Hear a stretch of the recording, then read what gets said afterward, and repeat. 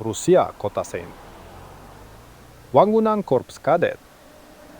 Di dieu luhuren wangunan, bagian handapna dilelepkeun kana taneu. Urang ukur jangkungna jandela di lantai katilu. Bandingkeun sareng jandela di lantai kahiji. Satengah jangkungna bukaan jandela eta handap tingkat aspal.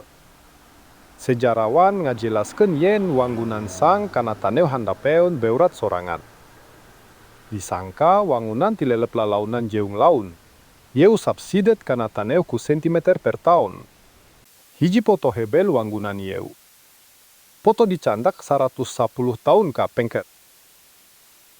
Wangunan ieu sung kana taneu ka tingkat sarua jeung kiwari. Salila 110 tahun wangunan teu turun pisan.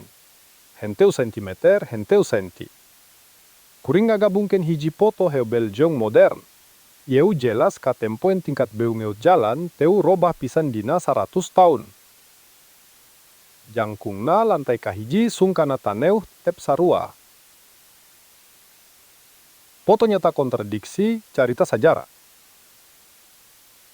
Neutep panto hareup. Pato megatkeun simetri wangunan. Ieu di mana lawang kedah. Dina lengkungan tengah, tapi panto lawangna ditutupan ku taneu. Aranjeunna teu ngali lawang, eta bakal ninggalkeun liang jero peuntas jalan. Lawang-lawang di bagian sejen wangunan rusak. Leuwih gampang pikeun megatkeun ngaliwatan tembok tingali kaluar sakabe wangunan. Wangunan ageung sapertos kitu moal tiasa tilelep kana taneu tanpa karusakan. Sejarawan bodoteu boga pamanggih yen wangunan salawasna settle unevenly. Wangunan ieu diwangun tina bata. Lamun padumukan henteu rata, tembok bata pasti bakal retak. Gedongna bakal amruk tur amruk. Tapi struktur kuna sampurna dilestarikan.